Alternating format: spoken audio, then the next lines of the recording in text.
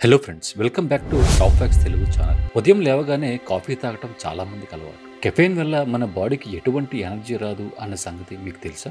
నిజానికి ఈ కెఫెయిన్ మన శరీరం అలసిపోలేదు అనే ఆలోచనని మన బ్రెయిన్లో కలుగజేస్తుంది. అది ఎలా జరుగుతుందంటే మన మెదడులో నిద్రపోవడానికి కారణమైన ఒక కాంపౌండ్ని ఇంపర్సనేట్ చేయటం వల్ల జరుగుతుంది. ఆ కాంపౌండ్ని ఎడినోసైన్ అని అంటారు. మనం మెలకువగా ఉండే కొద్దీ అది మన బ్రెయిన్లో పెరుగుతూ ఉంటుంది. ఎడినోసైన్ మన మెదడు కణాలను గ్రాహకంతో బంధించి వాటిని నెమ్మదింపజేసి మనల్ని అలసిపోయేలా చేస్తుంది. కెఫెయిన్ ఇంకా ఎడినోసైన్ యొక్క స్ట్రక్చర్ ఒకే విధంగా ఉండటం వలన కెఫెయిన్ మన మెదడుని మోసం చేస్తుంది. మరి ఇది ఎలా పనిచేస్తుందో ఇప్పుడు తెలుసుకుందాం. మీరు ఒక కప్పు కాఫీ తాగిన తర్వాత దానిలో కెఫెయిన్ మన బ్లడ్ స్ట్రీమ్ గుండా బ్రెయిన్కి చేరుతుంది.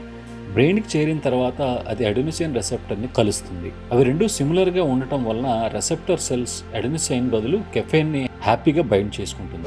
ప్రాథమికంగా కెఫెయిన్ అడెనోసైన్ స్థానాన్ని ఆక్రమించడం ద్వారా దాని వేగాన్ని తగ్గించకుండా ఆపుతుంది. కనుక మన మెదడుకు అడెనోసైన్ నుండి రావాల్సిన సిగ్నల్స్ రాక మన శరీరంలో బ్లడ్ ప్రెషర్ ఇంకా హార్ట్ రేట్ పెరుగుతుంది. దానితో మనం అలర్ట్గా ఉంటాము. అయితే ఇది కొద్దిసేపు మాత్రమే.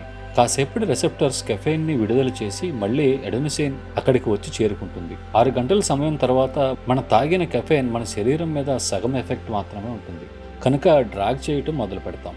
దానితో మరుసటి రోజు మీరు మెలుకున్నప్పుడు కెఫెయిన్ ఉపసంహరణ లక్షణాల ప్రారంభాన్ని అనుభవిస్తారు. అందుకే ఆ బద్ధకం పోవటానికి మళ్ళీ మీరు ఆ కప్ కాఫీ కోసం ఆరాటపడతారు. ఈ వీడియో మీకు నచ్చినట్టయితే లైక్ చేసి షేర్ చేయండి. Thanks for watching.